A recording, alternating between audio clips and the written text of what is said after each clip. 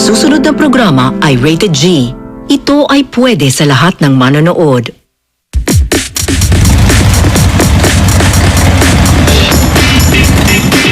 Paptok na! Ataw! Sa panahong pataas na ng pataas ang presyo ng gasolina at pamasahe, ang halos lahat sa atin ay naghahanap na ng paraan para makatipid. Ang iba, mas pinipili ang murang paraan ng pagbiyahe, ang motor. Akalain niyong mayroon na palang electric bikes or e-bikes na isinasaksak lamang sa power source at di na kailangan ng gasolina.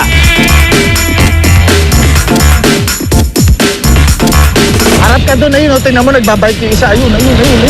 Yan! Hindi yung electric bike, ayun, tingnan mo, ang cool. Ayan, Punta tayong Baguio. What's up, Marikina?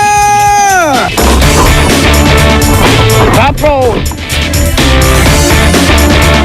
Tatlong mga e-bikes ating reviewin. Alin kaya sa kanila ang pop o flop? Ang electric motorcycle at scooter o e-bikes ay mga plug-in electric vehicles. Hindi na kailangan pa ng gasolina at isinasaksak na lamang para i-charge ang baterya na power source nito. Smoke-free, environment-friendly at cost-efficient pa. Pasok ito para sa city at community driving only at hindi ito pwede sa expressway at highway. Perfect para sa lahat ng gustong makatipid sa pagko-commute o para sa mga malapitang biyahe. Ang una natin re-reviewin, TLG Golden Butterfly. Habang nagpapadyak po, nagcha-charge po, pwede pong i-charge. 47 hours siyang sina-charge. 60 to 80 kilometers bago malupad. Ang kanyang installment, 5,000. Yung monthly po niya, 2,250 per 1 year. Magpapahuli kaya ang LA e-bike Avalon? Para siyang scooter type. Malaking scooter na pinaliit. Ang charging time niya, 12 hours. Tatagal siya ng mga 40 to 50 kilometers. Sulit kaya ang mga paandar ng Kenway Runner? Ang special features po ng Kenway bikes is 100% waterproof. Pwede siyang ilusong sa baha up to 1 meter deep na hindi siya titirik. A maximum of 8 hours in charging time. Yung down payment niya is 10,000 and monthly is 3,200 for 12 months. Kasama kong magte-test drive sa tatlong electric motorcycles up for review ang isang expert motocross driver, 10-time national champion sa motocross at tinaguriang Wonder Boy of Philippine Junior Motocross, si Kenneth San Andres.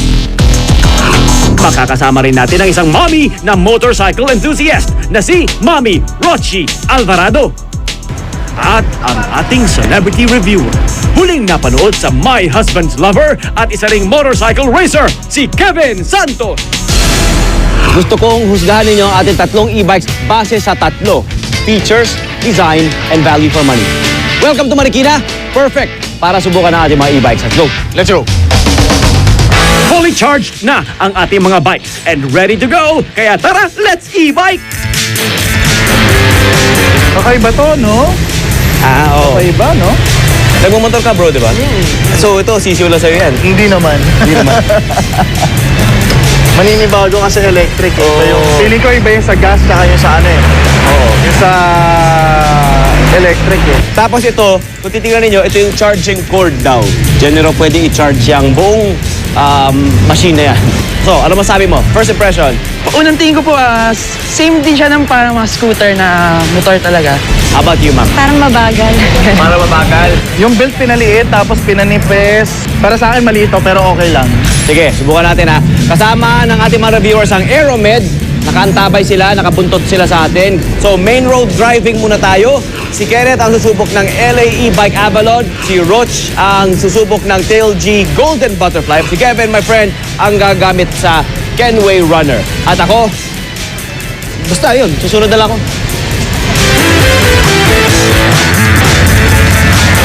Let's go for it, guys. Kalma-kalma tayo habang sinusubukan ang city driving. Yahoo! Mabagal talaga siya. Oo, ito na yung cool. Malakas din yung engine niya. Medyo mahirap. Di ba yung motor talaga, rinig yung makina. Dito, hindi mo alam kung umaandar pa or patay na eh. Na-miss mo ba ang vroom-vroom ng motor, Kenneth? Kumbaga sa cellphone naka-permanent silent mode on kasi ang e-bike. Sarap magmotor ng tanghali. Medyo Medyo mahirap po yung nakagol kasi wala akong Kaya nga, lalo pag kasabay mo malaki. Pero yung speed niya okay na din pang city and yung magaang siya. Hindi naman halatang naninibago kayo, ha? Ataw!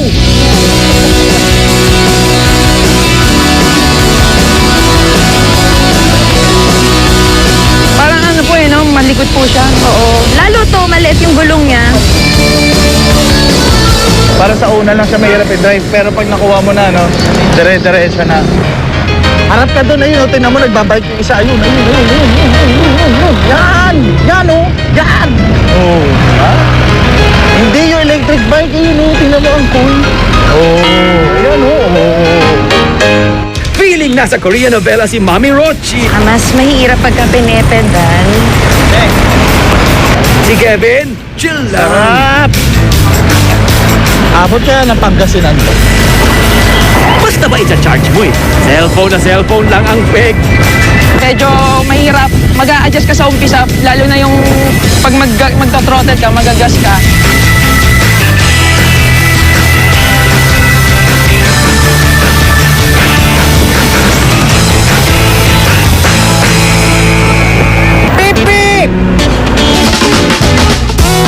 Dito tayo sa Mama Chits. Pag-usapan natin ang mga naganap.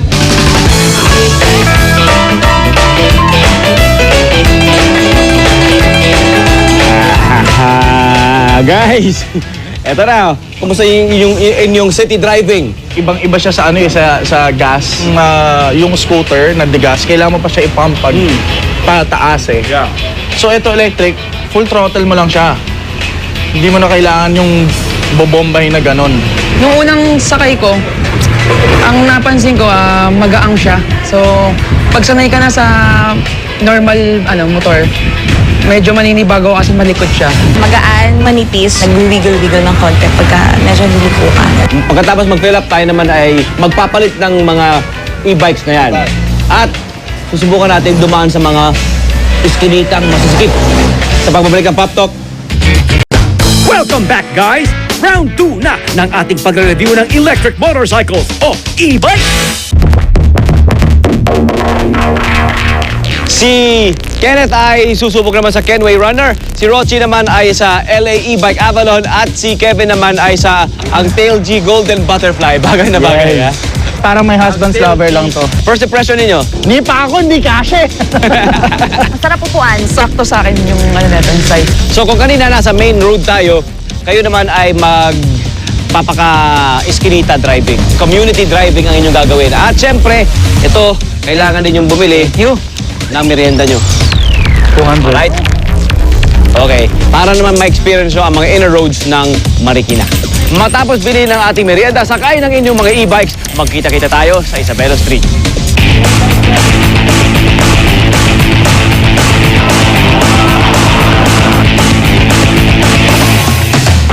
Okay. Tayo ay maghahanap ng hopya. Bilis ang niya, yung rangkada niya. Sarap niya i-drive. Yung nga lang, medyo hindi siya komportable para sa akin kasi masyado akong malaki. Si Kenneth at Rochi, kaunting tumbling lang, nasa putuhan na. Magkano? 50?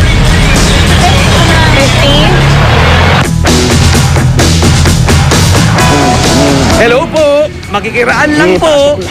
Hi ate, hi baby. Ate, kuya, mga kapitbahay. Okay siya sa singitan, ha? Oh, ano mo? Ang dalawa nating reviewers mukhang napasabak din sa singitan. Okay, bibili tayong pansit. Order po kami ng isang pansit. Okay, ito na ang pansit natin. Ang dami, ang bigat, oh. Tingnan mo. Puto, pansit! Parang masarap yan kung may barbecue. Sagot ko na ang panulak, guys. hindi na siya malikot. And parang mas malakas siya. Okay to. Sakto sa puwet. Ito yung battery life niya, nasa high pa. Ayun, meron. Wala po bang student discount? Thank you, ate. Yun! Enjoy! Swabe ah. Ayan na ang golden butterfly. Ganda. Bagay na bagay sa'yo, bro. Hopya! Yay! Alam, favorite ko yan. Anong masasabi ninyo sa motorsiklo na yan? Sa akin po, yung handling niya mas maganda. Hindi siya malikot. Mas relax ako pag nagra-ride po. Yung sa akin, pag pinihit mo, mabilis agad yung ano niya, and then pati pag ano sa brake, ano yung kapit. With the maximum speed, yun, nasubukan ko na, and okay naman siya. Sobrang komportable niya na isingit kasi manipis siya eh. Hindi naman siya tumirik, yun nga yung nakakapagtaka eh. Malakas siya mahina siya sa battery and at the same time, komportable ka pa mag-drive. It's time to swap. Matapos natin kumain, kay Kenneth mapupunta ang golden butterfly. Sa'yo naman mapupunta ang Kenway. At kay Kevin naman ang kanilang LA e-bike. Ito ang Pop of Flop.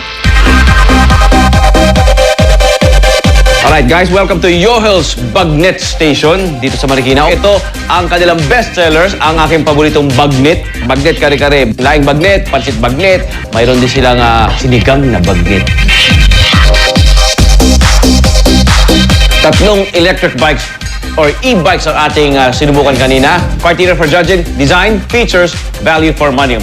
Umpisa natin sa Kenway Runner, bro. For me, hindi kasi panlalaki yung design, no? Nag-wobble yung manibela. Well, yung pagdating naman sa mga suspensions, sa mga shocks, medyo smooth naman siya. And pag nandun ka na sa road, wala kang mararamdaman na vibrations. For me, ano yan? Pop. Ang presyo ay 35,000 pesos. Pop ba o flop? Pop. Napakamura niya. Compare mo sa gas. Kasi electric, less maintenance. So for the feature, okay siya. Konting ano mo lang, bumibirit na yung umaandar siya ng maayos. Pack siya.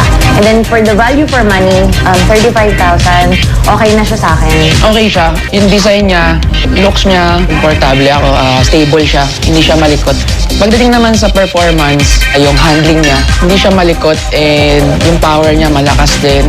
Kenway Runner, ikay nakakuha ng 7 pop points. Ang Tail G Golden Butterfly, pagdating sa design, pop ba o flop?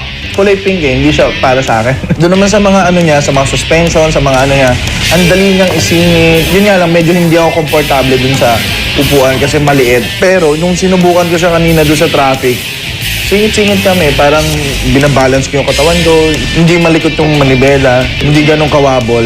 So pop siya para sa akin. Presyo ay 26,000. Masyado siyang mahal para sa ganung ng bike. Pambabae. So pagdating sa design, pop siya sa akin. Pwede mo siyang ipedal. So pagdating sa features, pop pa din siya sa akin. Pero yung pagdating din sa value for money, I think parang masyadong mahal. Pagdating sa design, yung design niya pang girl talaga eh, para sa akin. Hindi lang sa color, pati yung design niya, masyadong parang pang babae siya. 4 pop points ang nakuha ng Tail G Golden Butterfly. Ang ating huling ginamit ay ang LA e-bike Avalon. Hindi na siya nalalayo sa gas. Yung kulay red na yun, sobrang astig para sa akin. Parang hindi nauubos yung battery kasi imagine, ginamit na natin siya magang-maga pa lang, di ba? Tapos kanina tinignan ko yung battery niya. Wala halos sa bawas. Pop for me yung price. Yung nipis o yung forma nung bike is sakto lang para sa akin, para sa babae. Pop siya. And then yung sa akin kasi Kenway, yung white and blue. So nagamit ko siya nung rough road. After nun, yung battery life niya, mga 60% na lang yung natira sa kanya. Pop na rin yun pagdating sa battery life. Yung body niya, parang scooter lang din talaga siya ng Sa performance naman, unang-una yung handling niya, ang likot talaga niya. Ang hirap niyang i-control sa mga first timer. Pwedeng sumemplang. Ang LA e-bike ay nakakuha ng 7 pop points. So overall, ang Kenway ay nakakuha ng 7 pop points. Ang LA e-bike ay nakakuha ng 7 pop points. At ang Tail G Golden Butterfly ay nakakuha ng 4 pop points. Sa tatlong e-bikes na inyong nasubukan, kung kayo papipiliin, ano ang inyong nag-iisang babalikan o bibilhin? LA. Kenway. Kenway. Maraming salamat sa Yohos Bagnet Station. Happy New Year. Happy New Year. What a great way to start our 2014. Marami pa po kaming mga paandar. Marami pa po kaming mga kakainin para sa inyo, mga Pop Talk peeps. Salamat for making us number 1. Ito po si Tony Pedgaba. At ito ang Pop Talk. Pop Talk. Pop na Pop. Pop na Pop. Sa pagpasok ng bagong taon, marami sa atin na naghahanap ng iba't ibang paraan para makapagtipid. Pwede nga kapin yan. Ah, dumi. Awit na kabataan. Awit na kabataan? Awit natin. Ang gwapo yung narating natin. Sige, banto pa ako. Naganap ang Pop Talk ng 3 surplus stores na naghahain ng wide range of items para sa mga tao. Uy! LV! Yan. Lumang bag!